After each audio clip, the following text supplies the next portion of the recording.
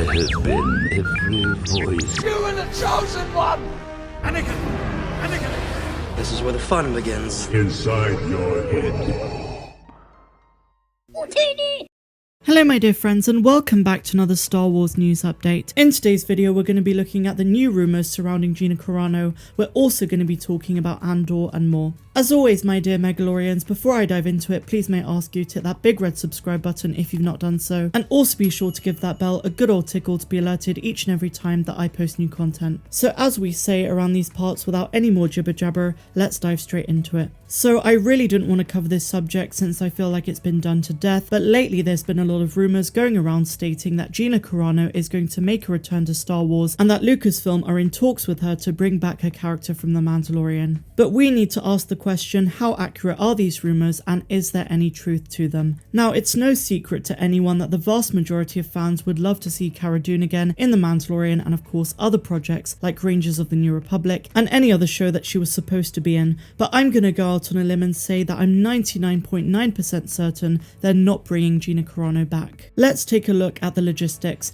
When Gina was fired by Disney, she was hired by the Daily Wire and is working with them on an upcoming movie. She strongly hinted in her interview with Ben Shapiro that she saw through what she called Disney's agenda and wouldn't want to work there again since she wasn't, and I quote, the only person who's been bullied by that company. Now from Disney's perspective, if they were to hire her back, they would do it for the sake of the fans and to salvage the bad PR reputation that they've gained in the first half of this year. The thing is, Disney would have their terms and they would most likely add some more strict stipulations in her contract, which would more or less prevent her from posting to social media, or any press she would give would be heavily monitored and regulated. And there's no way in hell that Gina would sign up to any of that, as she's made it clear that she stands for freedom of speech and the liberty of expression. But then again, you have to consider the financial side, because if the paycheck is big enough, would Gina agree? I can't answer that for her. After all, even if she has been hired by the Daily Wire, she isn't getting the big Disney bucks anymore, nor is she getting the opportunity to carry on featuring in Star Wars' biggest hit in a very long time. So my rationale is that she's not coming back to Star Wars and all of these rumours are more or less absolute bullshit. I completely understand why someone would want to believe these rumours,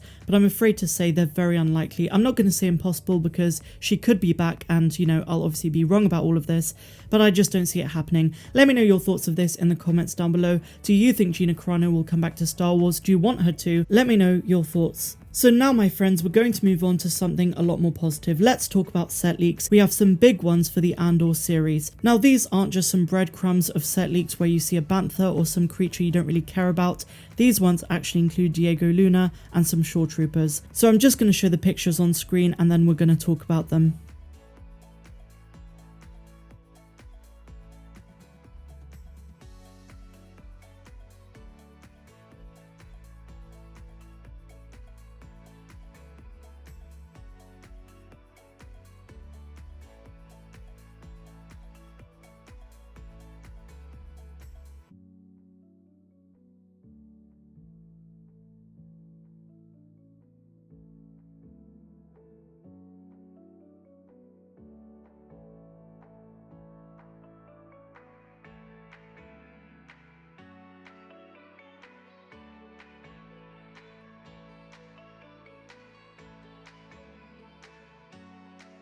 So as you can see here, we have Diego Luna looking very similar to how he did in Rogue One, but obviously he has to look slightly younger and that's why he doesn't have as much of a beard, because it is set 5 years before the events of Rogue One, where of course he dies at the end. Now what was really interesting to me of course was the shore troopers, also known as coastal defender stormtroopers, and these were a specialized variant of the Galactic Empire stormtroopers trained and equipped for combat in tropical environments. We saw them prominently in Rogue One at Scarif. We also got them in The Mandalorian Chapter 15, The Believer, and I think they look absolutely awesome. But let me know your thoughts of these set leaks in the comments below. So now we're going to go behind the scenes for The Bad Batch, because the creators of the show are talking about Omega, familiar Star Wars guests, and canon tweaks. The creative forces behind The Bad Batch include Dave Filoni, producer Jennifer Corbett, and executive producer and supervising director Brad Rao.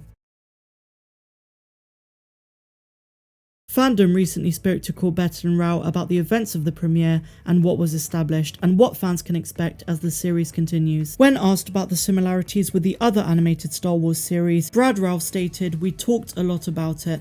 The Bad Batch definitely is the spiritual successor to the Clone Wars, so it became pretty clear early on what we wanted to honour in this style." That being said, they didn't want everything to look exactly the same, and Rao noted, "We talked about it internally and worked it to great lengths so that we could push the style and get a little more fidelity in the designs and the assets in the animation and the camera language, the way everything is lit." In a bit of a passing the baton move, the premiere of The Bad Batch even begins with a Clone Wars style voiceover introduction by Tom Kane, something that doesn't continue as the show goes on. Corbett stated, "We definitely want fans to feel like you were in the Clone Wars, but then you're witnessing the end of the Clone Wars in the beginning of this series. It was a great way to start off." With 5 members of the Bad Batch, some extra drama is thrown into the mix by having one member of the group actually want to go along with Order 66, which occurs here when Crosshair sides with the Empire over the rest of Clone Force 99. When it came to deciding on who the traitor was, Brad Rao remarked, "With Crosshair, it's hard to justify why he would want to be part of all of that with the way that he focuses on his job, so it was sort of a natural thing. As far as the drama inherent with Crosshair now joining the Empire as the Bad Batch's enemy, Corbett says there's no better villain than one of your own because they know you the best.